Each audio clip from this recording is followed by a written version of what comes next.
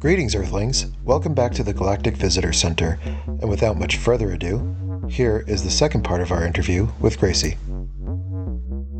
I'm told that deja vu is a sign that you're right where you're supposed to be on your timeline. Oh, And right, so exactly. But what I experienced was quantum hypnosis, which is similar to Dolores Cannon's QHHT. Quantum hypnosis is something that can be done through something like a Zoom call.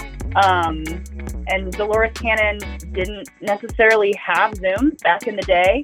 So Right. QHHT is like an in-person version of that. Mm-hmm. And so I've been told to clarify the differences and how they're similar by Myra, who and we can always tag her in this too, because she's awesome.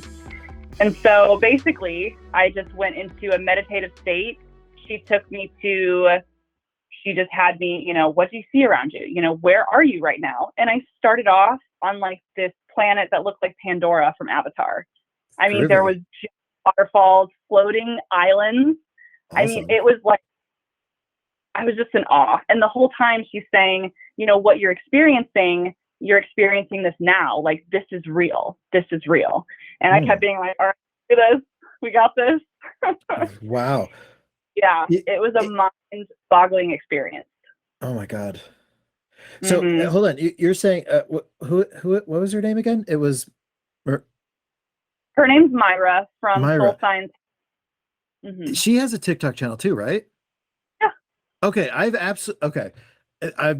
feel like so dumb that I didn't connect these dots before, but I have deep dived on her like TikTok channel because it is it's amazing. It's so intriguing. Like, and she reached out to me, and I just I had been asking. I was like, I want to do this. Universe, can you hook me up? And then 2 days message from her. So wow. Interesting. It's great when the universe gives you that synchronicity, when you realize you just start to ask for things and it delivers. It's like you said, have the deja vu. You go, oh, I'm on the right path. Like I'm right where I'm supposed to be. Oh, that's very cool. Yeah. But it was awesome. I could go into it. Yeah. So tell us all about it. Like, as much as you want to share. Like, so you're on this like Pandora like planet. Like, what were you doing there? Like, so I'm kind of like, I'm looking around, and she begins to ask me like, okay, I'm going to ask your higher self, what lives you need to be shown, what would be a benefit to you in this physical form, in this existence, what do you need to see? And so right after that, I'm like pulled, like you can feel your energy, your consciousness, like being pulled away. And then I'm like flying through space, and I'm on this planet.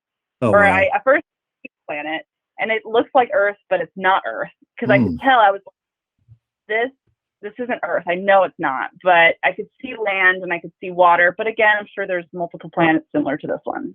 So, right. I'm like inserted, like dropped on this planet, and I'm, she's out. She guides you through it, and that's what makes it so cool.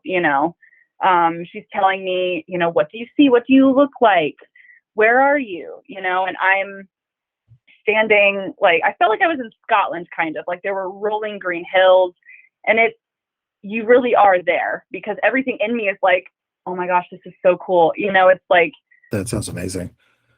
It's insane. And so I'm looking down. She's like, look down. What do you see? What does your body look like? And I look down, and I am like a mix of a blue avian and Mystique from X-Men.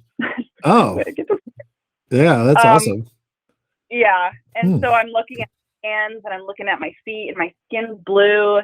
And, she said, well, what do you want to see here? Go to where you are being drawn to. And the next thing I know, I'm like at this cabin in the woods. That is my home. So I walk inside, and I can see the living room and the kitchen, and it's like I've got this really cozy life here. Nothing much. It's very much like Little House on the Prairie vibes, if you understand. No, it's like you're very in tune with that planet. Like, there's not a lot of materiality. Like, it doesn't matter. Material they don't exist really here. Cool. So then she asked, are there other people or beings like you? What's the sense of community? And then it's almost like the scene from Avatar where they're all around the tree of life and they're all like thanking the earth or that planet. If you're familiar with Avatar, that's what I was doing. I was visited by other blue beings and we were all like having this connection to the earth or this planet. And I was being told in my mind, you are this planet. You are all connected to this planet and you are all one, basically. Wow. And told to bring that mentality back to this planet. That's Earth. So we are all one. We've forgotten that. Lost that connection with Gaia, with Earth. And we need to reinstill that. No, that's amazing. That's amazing. Was that the only... Oh, sorry, Marcellus. I was going to say, Grace, I don't know if you do a lot of hiking or camping or do a lot of outdoor activities, but as Clancy will tell you, we're from the same area, but I really didn't grow up going outside until I moved across the country. Hold on, Marcellus, can I give the story in college when I was like, hey, Marcellus, you want to go camping this weekend? And he was like, I don't work all year to pretend to be homeless for a few days. Yeah. My attitudes were completely 180 degrees from where they are today. I thought, being outside is just something that wild animals do. Like it's not for the civilized man. But again, you realize like after getting outside and having some experiences, you go, well, no, we are outside. We're supposed to be outside. And I think of life as a video game. When you get to the end of your life, they show you the stats. I'm gonna be sad when I see that time spent outside 3 hours. And it's like, whoa! I only spent such a small amount of time outside. I was a house cat essentially. So, Marcellus, like one of the things that also struck me in our conversations early on in our friendship was when we were looking at like images of like photography of like astronomy and space, and you were like, there's not like all those colors in the Milky Way. And I'm like, oh man, you got to get to somewhere where there's no light pollution. Like, seriously, I didn't see stars until I moved out. Yeah. I mean, upstate, he's up in the upper New York County where they get a little bit of darkness, but yeah, we completely we lose, and that it brings us into even bigger questions. Why do they build these cities like they do and make us completely drown out the sky?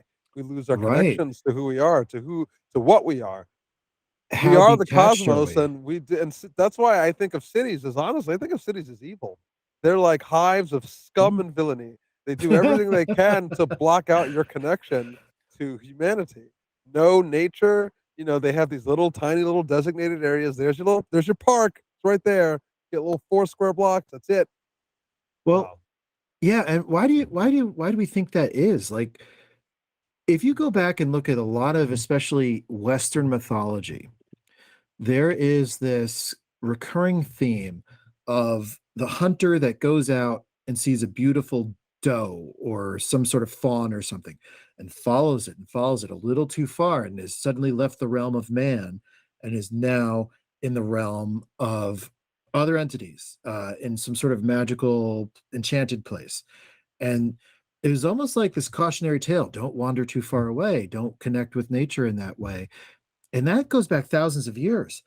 It to me, it almost feels like it's this like long-standing misinformation campaign of like, don't be connected to your planet, don't be connected to the natural things. I don't know. Be careful. We're gonna fall down a rabbit hole. Be careful. But maybe we should. But the point is, like, do we like, Gracie, you're in an amazing position to comment on this because you've had these experiences. Like, do you think that there's something that is it self-imposed? Like, do we just want to have this removal? Like, what do you think that is? So to truly understand this in its entirety, we need to understand how history works and how the wheel of time works, right? Yeah. So let's say you've got a wheel and there's 12 sections on this wheel. Each section is like couple thousand years, okay? But each section, each piece of this wheel, the civilizations experience different things. My best example is the age of Pisces, which is associated with the fish and Jesus, right? Yeah. That age, Oh, age you're getting of to Pisces, zeitgeist stuff. Yeah, yeah. I'm with you. I'm following. and the age of Pisces, that was a few thousand years. And that was the teachings of Jesus. And the age before Jesus, age of Moses. And so throughout history, we learn different lessons, we learn different things. But the important thing to note is that the very last section of that wheel was the age, I think, either the last section or we're in the last section now, but the age of Pisces ended, right? That was the section we moved on. The age of Aquarius is the act of taking all those teachings and integrating it into our being. It's like this is the finale. Yeah. So I'm going to add a layer on that. So the age of Pisces, which was, you know, this Christian kind of thing, is the age of belief, right? Before that was the, as you said, age of Moses, which was Aries, right? And there's a lot of like ram symbolism there. Before that was the age of Taurus, and that's the whole casting the golden calf down and leaving that age and coming into the new age of the ram. And then with Jesus and the fish, and the, you know, fish is like, when you see a fish on a car, you know what they're talking about.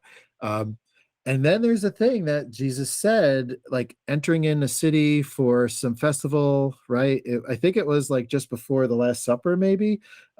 He's coming in and he's giving a direction to his disciples saying, follow a man with a jug of water, or carrying water or something.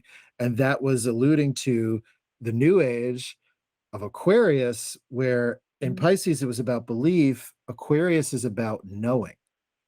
And so in the last everything age, everything kind of ties into the next age.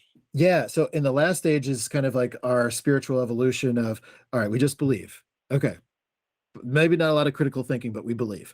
And then the next stage after that is, you don't even need to, you can suspend your belief because you are now at a point where you're going to know. You're going to know the context of things that came before. You're going to have a better sense of where you're going. And I really love that. After knowing? What comes after knowing? Enlightenment, Being. Ascension, being. Is that what they talk about, the singularity? How we're just moving towards this point of like we all know everything that everybody's thinking instantaneously. Like there is no more Freaky. lag time for communication. And what's his name? Musk. He's trying to get people to get this brain chip. Yeah, no thanks. The Neuralink. So, but essentially that's what that is, right? It's just going to link our brains so that we're all instantaneously connected. That's we don't need information age tech for that. We are hardwired to be that. I agree with you 1000%. But here's this guy that's gonna convince it. Look how many people are driving Teslas. If he convinced this many people to drive a Tesla, how many people is he going to convince to get a brain chip? Actually, that's a good question. So, Gracie, out by you, are you seeing a lot of Teslas on the road? Oh yeah. Yeah. Okay. All right. So it's like a national, because like they're everywhere here. And what part of the country are you, Gracie? Do you mind saying? Indiana. Oh, Indiana. Okay. Well, okay. Midwest. A lot of Teslas. And okay, so we're coastal elites here. We're pretty snobbish, and we would imagine it's just nothing but tractors out there. So the fact that you say you see a lot of Teslas, blowing my mind. Do. Amazing. Blowing my mind. Amazing. Tesla tractors. Yeah, and I'm torn too because I would like to believe that Elon Musk is a smart dude, and I'm hoping he's using his brain and his knowledge for the betterment of humanity. I'd like to think that. I really would. He doesn't give me vibes. I do think he will help. I just don't know enough information, so that's where I'm gonna. I think he's a necessary evil. Yeah. I think he's a necessary evil. He's not evil's the wrong word. He's not evil. He's a neutral guy, but I think he's like this catalyst, right? Because electric cars are a good thing. They are. And getting the technology, especially the battery technology, to the point that he got it to, none of the other auto manufacturers were going to do that. And that was literally the point. His whole point was to force all the other car companies and to see and now look at all you see is all these companies pushing their EVs So in a way, you go, okay, he was right about that. Look, we are going to tear down into a rabbit hole that's going to end up in Tesla and free energy and 0 point energy. And you know, I do want to go there, but I also want to keep us to like a reasonable amount of time here. So I was going to say, how do we end this? Let's Grace, give us your. We don't. No, I got it. Grace, give us your overarching theory on everything. What do you think this is all? What is it all about? Lightning round. So we have a bunch of questions. Okay. Deal. Let's hear it. Lightning round.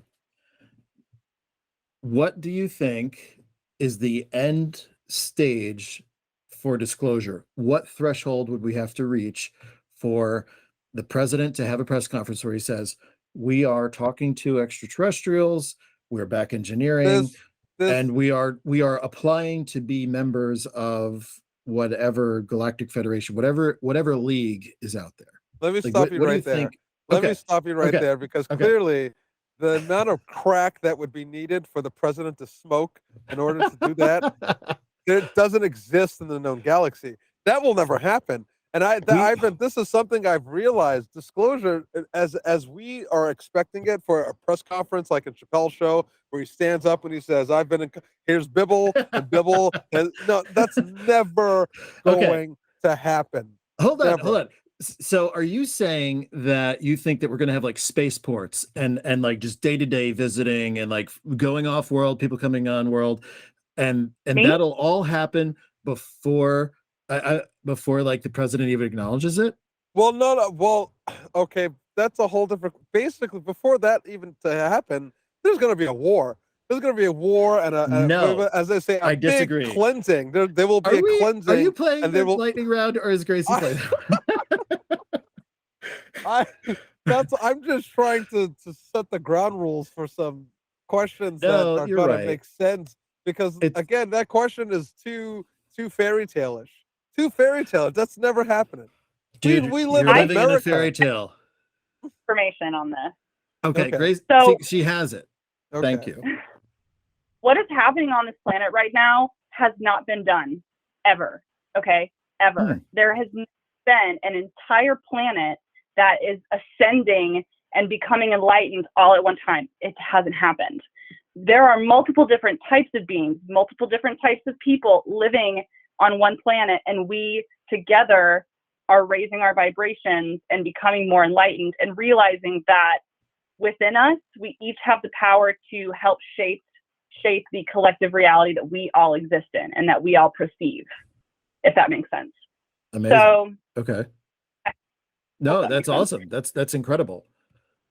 So what's really been happening the last few years, all these energies have been added to our planet. And a lot of people like talk about solar flares.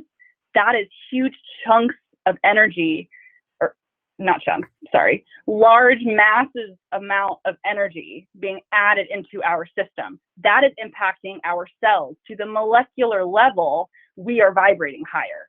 Whether you realize it or not, that change is happening within you, within every single being that lives and exists on this planet. Okay. Amazing. So this hasn't happened before. And so we are literally like on this journey together, learning how to, they don't know either. The Galactic Federation, we are seriously like, we are doing the best that we can because no one's had to do this before. I happen to agree with you, but what is the critical mass of that there's actually a public acknowledgement? Like a true public acknowledgement with no. When are they going to land on the front lawn of the White House? And there's no right answer. This is just lightning round. Like, what's your opinion? It's totally no right answer here. Okay. So a little scientific background. If one person is vibrating high and has a high vibrating energy, and you're surrounded by like hundreds and hundreds of negative vibrating people, your positive energy is so much more powerful than that negative. So your positive energy is going to start flowing into those negative entities or energies. And whether they realize it or not, that positive energy is going to begin shifting their own energy within them. Whether they realize it or not, again, it's their choice of what they choose to do with it, but everybody is impacted by this energy. And so the idea, It only takes 1%.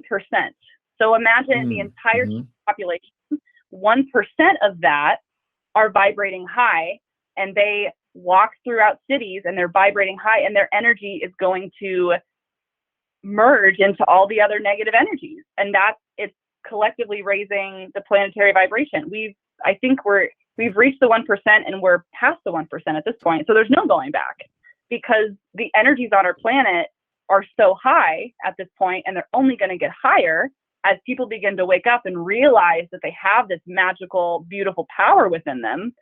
And so we're only going to grow and learn more and become united as one. I mean, that's what's happening now. It started in 2020. COVID impacted everybody on this planet, right? And everybody had these profound awakenings during COVID. Absolutely. COVID, people look at it as a negative thing. It is the one thing that connected us during that time. We all dealt with COVID. We all lost people. We all felt the loss together as one with COVID. And then you had Black Lives Matter. We started saying, you know what, I'm going to fight for the reality that we deserve, that my children deserve. I'm getting chills now. And so we're seeing that now with pro-life, pro-choice. I mean, people are beginning to stand up and recognize their power. And so that is the world. Sometimes you might not be able to see aesthetically it's there. Sometimes it takes a crisis to get a positive change, I really hope that's the case. But so if I'm going to try to steer us back to the original question, with all these people out there, positive vibes, walking through wherever they are and elevating everybody's vibration, do we reach a point where there's ever a disclosure, and what does it take to get there? So I think what you're building towards is what it takes to get there is this positive energy. But where's the critical mass? Is it as simple as just a matter of time, and then in 20, 25 years or less, we're there? Is that where you're going with this? Yes. So I've been told that if they were to land right now, that would disrupt the free will choice of a lot of people on this planet. A lot of people aren't ready for that. Right. And so they told me, if we were to land right now, we would completely disrupt energies. And so that's why we as a collective have to raise our own vibrations and realize that we're ready for it. It can't be forced onto us, which is what's happening. People are getting more used to the idea.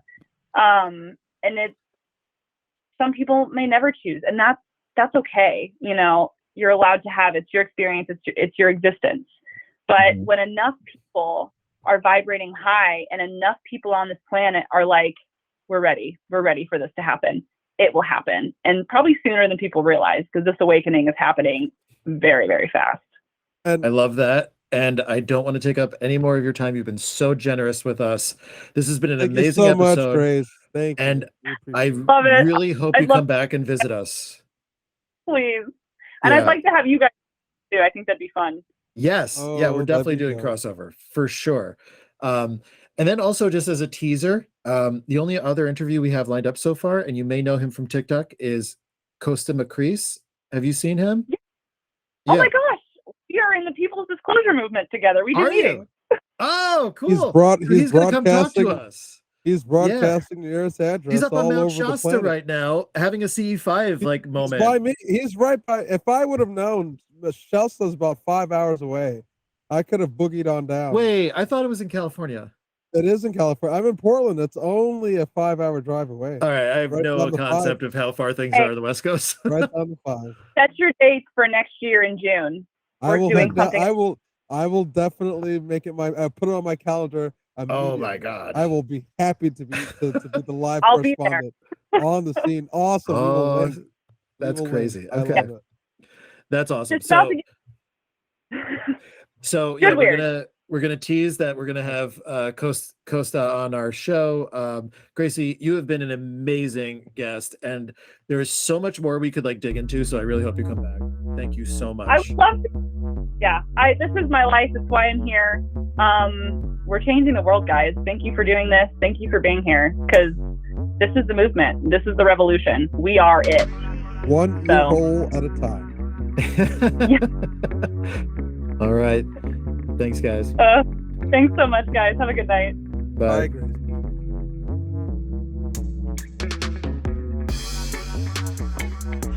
Join us on our next episode of the Galactic Visitor Center, where we unpack some of the topics that we spoke about with Gracie.